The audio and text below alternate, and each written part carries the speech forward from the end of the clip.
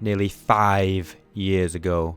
Seriously, 5 years. 5 years ago, that is insane. How has it been 5 years? But anyway, 5 years ago, I started on a quest, a journey, something that at the time was quite original actually, a solo queue to global elite. But not just that, I had only just started playing CSGO, coming from a CS 1.6 background, so I called it Road to Global, learning CSGO as a CS veteran, and from this series became something that I both loved and I hated. I loved making videos, I loved giving feedback and trying to go over in a video form what I have recently learned in CSGO, but I hated the experience. I hated playing with Russians who would flash me and throw rounds and were just not very good. I hated the psychobliats and I hated the feeling that I had to play solo queue.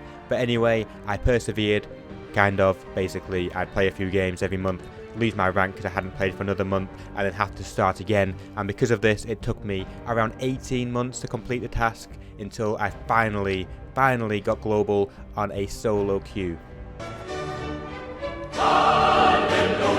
Since that day, I have around 3,000 hours in CSGO. I've solo queued to rank 10 on Faceit, and I pretty much have not looked back to solo queue at all. I didn't enjoy the experience, and now I just play ever so often with friends. If you are, by the way, playing solo queue for fun, please reevaluate your life. Honestly, solo queue is not a good idea. Just get some people that you have something in common with and play Counter-Strike. Don't bother with solo queue. It is horrible. You never know what you're going to get. But anyway, I'm going to do it again.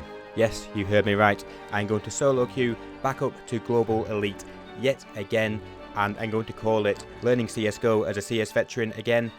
How am I doing that when I play CSGO for years now? Well, the fact is that matchmaking is a untamed wild beast and you never know what you're going to get. Matchmaking now is very different to what it was 5 years ago, so I still think I need to learn CSGO in terms of matchmaking at least. So now onto the rules and the format that the video will take. So number 1, it is solo queue only. Number 2, it's on my main account only, so that is currently unranked and I'll have to play one game to see what my rank is. Then number 3, I'm going to record every single game, whether it's a good game or a bad game. Every single game will be covered. If it's a bad game, I'll go into details why. Number 4, I'll record every single game in 2 kind of aspects. So one will be my in-game resolution with a face cam video as well, so you can see my reaction and how I talk to my teammates.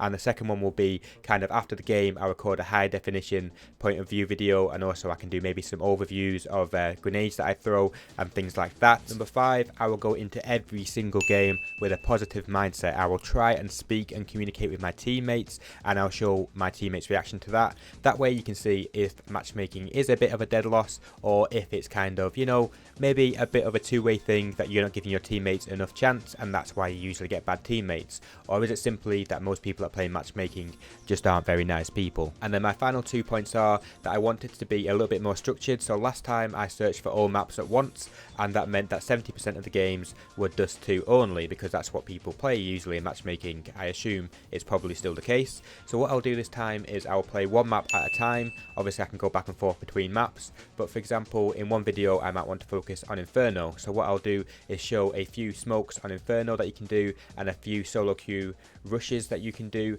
and then try and use them in the game. That way it's a lot more structured, you get to see a huge variety of maps, and maybe you can get some tips for smokes and solo queue rushes from watching the video as well. So with all that said, when can we expect the first video? The answer is I'm going to go and play the first game right now. I'll then be editing it over the next couple of days, so expect it in about 3 days time. Because I haven't actually created the videos yet, if you do have any suggestions or want to see anything covered in the video, let me know and I'll do my best to accommodate that. And I will see you for the very first episode of the new season of Learning CSGO as a CS Veteran in a few days.